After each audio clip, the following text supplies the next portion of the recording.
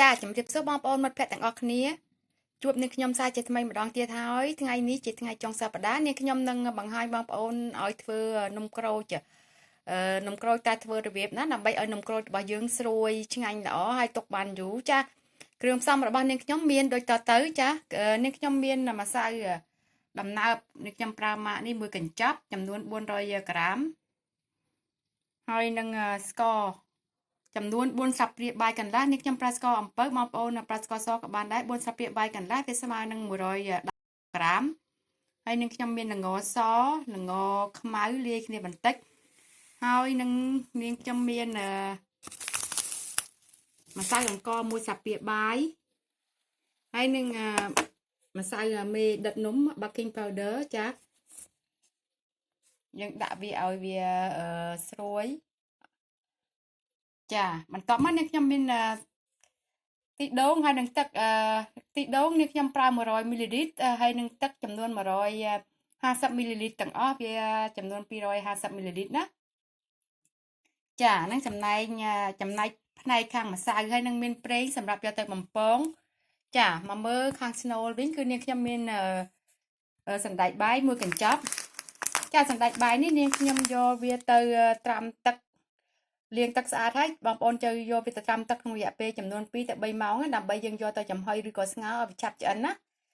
ចាមុននឹងបងប្អូនយកទៅចំហុយស្ងោរចំហុយឬក៏ស្ងោរហ្នឹងឬក៏ដាំជាដូចបាយចឹងក៏បានដែរតែបងប្អូនត្រូវលាងទឹកវាឲ្យស្អាតឲ្យអស់អាជាតិលឿងនឹងសិនណាបន្ទាប់នេះខ្ញុំមានខ្ទិះដូងមួយកូនចានហើយនឹងប្រើស្ករចំនួន2ស្លាបព្រាបាយហើយនឹងអំបិល1ចុងស្លាបព្រាកាហ្វេចាសណ្តែកនេះខ្ញុំយកវាទៅស្ងោរឆ្អិនរួចហើយបន្ទាប់មកនេះខ្ញុំយកវាទៅកូរជាមួយនឹងខ្ទិះដូងម្ដងទៀតណាតោះឥឡូវយើងមកមើលពីវិធីធ្វើទាំងអស់គ្នាដំបូងយើងនាំគ្នាមកធ្វើស្នូលមុនបងប្អូនចាឥឡូវយើងចាំចាក់ខ្ទិះដូងចូល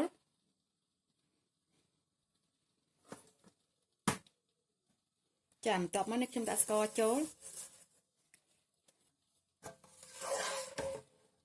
ចាបន្ទាប់មកនេះខ្ញុំដាក់អំបិលចូល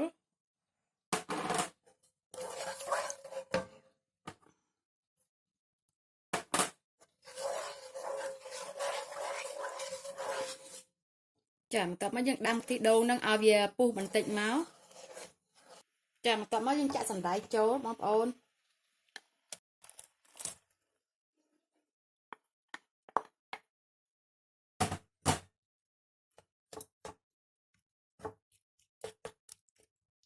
ចាយើងកូរវារហូតតតែសណ្តែកហ្នឹងដាច់ទឹកមកណា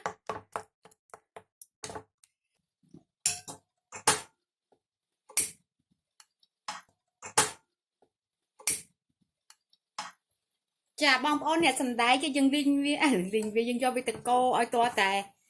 ដាច់ទឹកអញ្ចឹងមកណា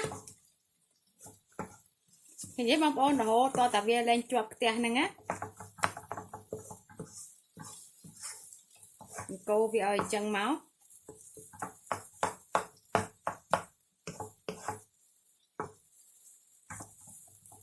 ចាបន្ទាប់មកយើងយកវាទៅដួសដាក់ចានហើយទុកវាឲ្យត្រជាក់តាមយើងយកវាមកលុញទៀតចាបន្ទាប់មកយើងចាប់ដើមលាយម្សៅទាំងអស់គ្នាណាបងប្អូនចានេះខ្ញុំដាក់ម្សៅអង្ករចូលដាក់មេដិតនំចូល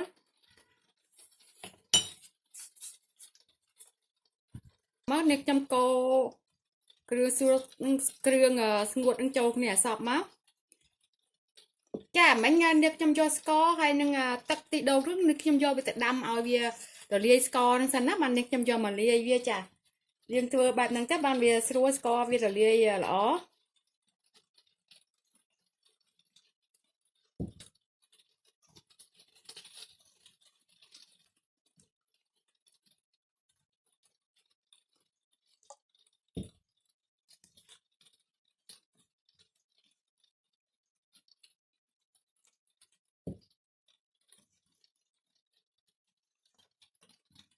ចាបន្ទាប់មកនាងខ្ញុំត្រូវតែលាយនឹងដៃហើយ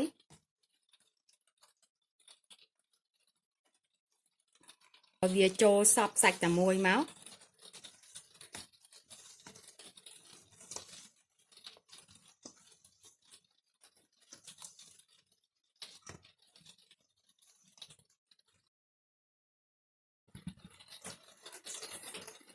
ចាពីដំបូងនេះខ្ញុំប្រាប់250 មីលីលីត្រតែដល់ពេលនេះខ្ញុំលាយទៅវា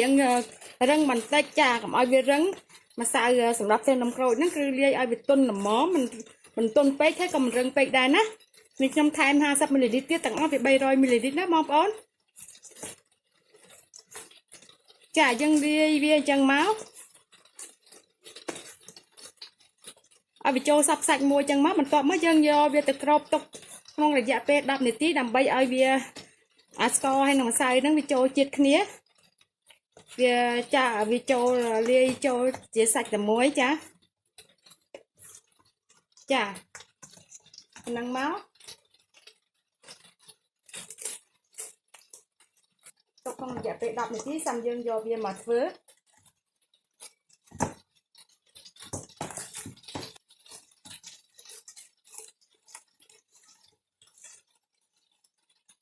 ឥឡូវយើងចាប់ដើមមកនាំគ្នាមកលុញស្នូលណាបងប្អូនសណ្ដែកដែលខ្ញុំយកវាមកកូរមិញឥឡូវវាចាប់ដើមត្រជាក់ហើយវាត្រជាក់ហើយឥឡូវខ្ញុំយកវាមកលុញ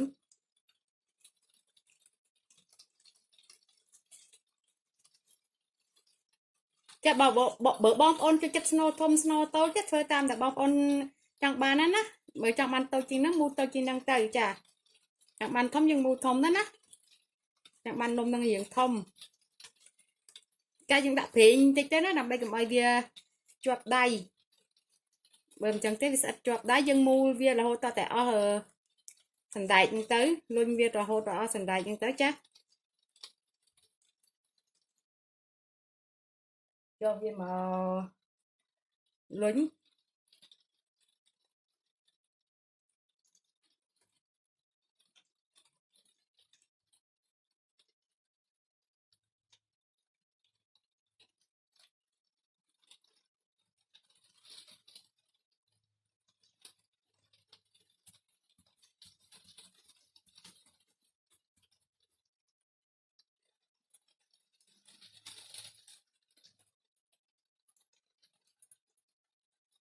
ចាបន្ទាប់មកយើងយកវាមកប្រឡាក់ជាមួយនឹងល្ង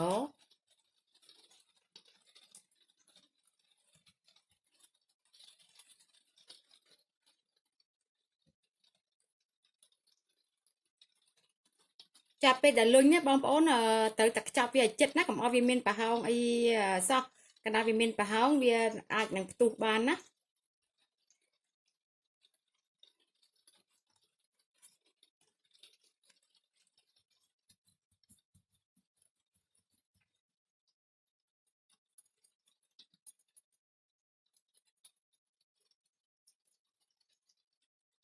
នេះរហូតតតែអស់ម្សៅទៅខ្ញុំបង្ហាញបងប្អូនមួយទៀត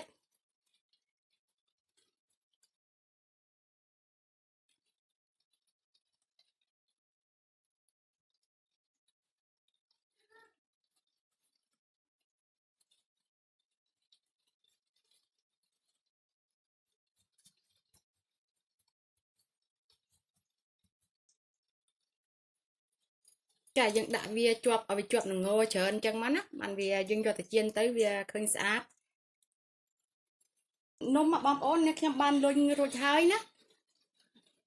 ឡូវនេះខ្ញុំយកវាមកចៀន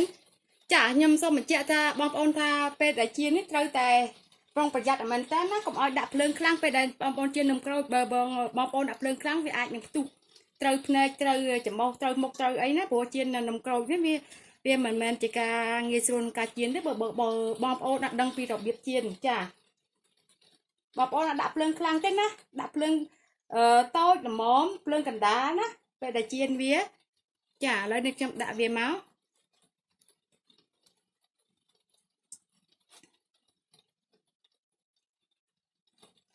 ខ្លាញ់វាក្តៅហើយខ្ញុំអត់មានចាំកម្ដៅវារហូតដល់តែក្តៅខ្លាំងទេ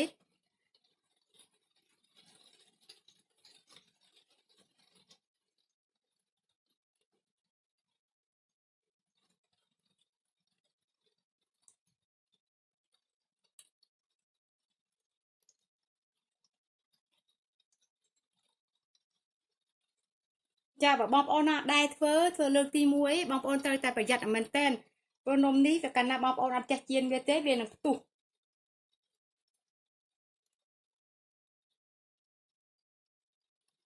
chẳng hai về đại bọc ôn chiên được tìm muối bọc ôn còn đạp lương kháng đạp lương tốt là mồm tới chiên vía ở vía chân là một ta mà tầm nào rồi bao vía cứ vía ắt ấy thế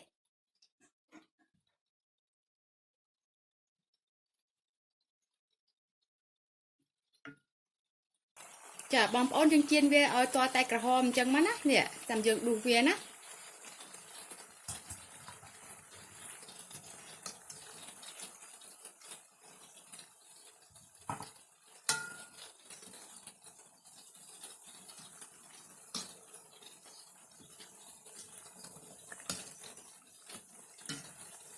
chả pe bom ôn chiên vía ban mùi sần tu hay vì hiện lang cả hôm mình tách cái bom ôn ai tầm lang lương ở việc lang cái đai khlang mình tách chân á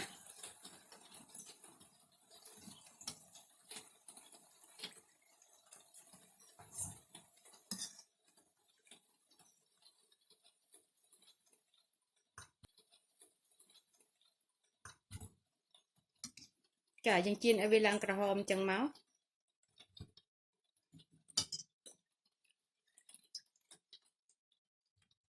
chả mà chọn món này không đạn nôm tại nơi xa nắng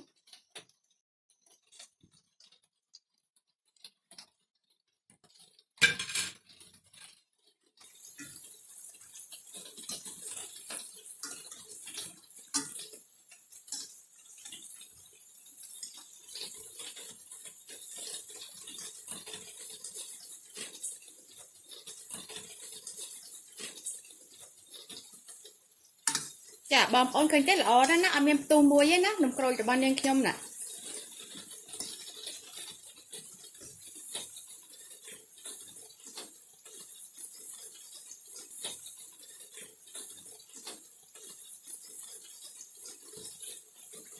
hay xôi lọ nè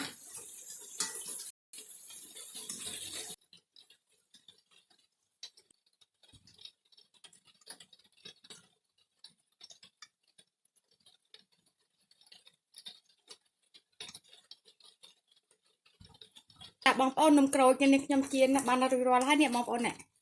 khơi giấy lọ nè nhom hai ở bom ôn mưa muối cứ xôi chanh mình tên nè bom ôn như thế mình xào với sốt crack